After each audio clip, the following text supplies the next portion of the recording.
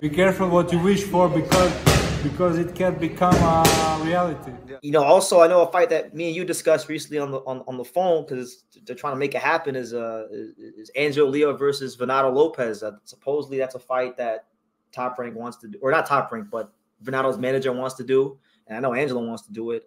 If they do fight for the IBF title, who do you favor? It's a hell of a fight. I don't know. It's a pretty good fight. I don't know. It's a good fight. Yeah, because you know, Venado does everything wrong in the book. He didn't have a lot of amateur experience, and Angelo Leo might be one of the most, or might be the most active fighter in boxing, apart from maybe like Joseph Parker, because he's had 3 fights in 5 months. So he's gonna be sharp. Yeah, no, I agree with you. I like Angelo. I'm a fan. I like him. I think he's a cool guy, and I like his demeanor and stuff like that. I think he's good for boxing. Yeah, he's definitely good for boxing. I can say that for sure. You got on a plane, went all the way up to Tampa to see him from Fort Lauderdale. What the fuck? Yeah, I've seen him every fight he's had on Pro Box. I've seen, so it's right there. You know, well, there you go. Yeah. Is there any fight at featherweight that you'd like to see? Like, what's your best? What's the fight? What's the matchup that will get Rick Glaser the most excited in the featherweight division? Because there's so many. Probably Lopez and Leo. Probably that fight. I like that fight. That's a fun fight. Yeah, just because of the styles. Absolutely. Okay, and you know, I like that fight too. I'm hoping, you know, fingers crossed, Top Rank and Pro Box and the fine folks they get it done, because it's a Mexican American versus Mexican, and that's where you always get excitement. Yep, agreed. Yeah, yeah, yeah. I know it's gonna sound funny coming from me because, you know, I'm cool with the guy, but you know, I think one of the guys that will emerge as an opponent for Inoue is Angelo Leo. Yeah, I think so. Get a belt.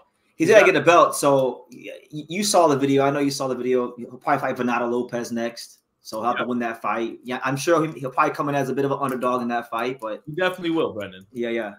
Because Venado, with that ranginess and movement and athleticism, we know Angelo could get busy on the inside, but is he going to get caught too much trying to cut distance in the high guard? Is Venado's going to find a way around that high guard?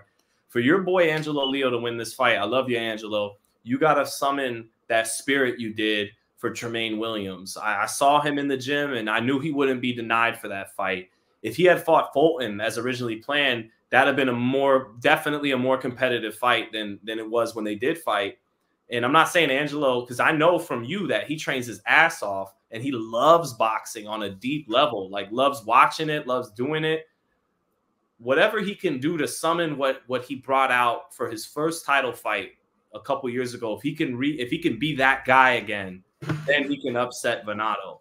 But yeah, he does got to take it up a notch from where he was on the Pro Box fight. I think so too. And he said the same thing after the fight. You know, he knows he could do better.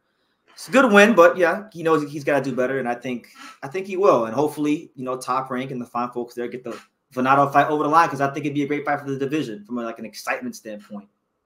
Angelo's got to come like a bat out of hell.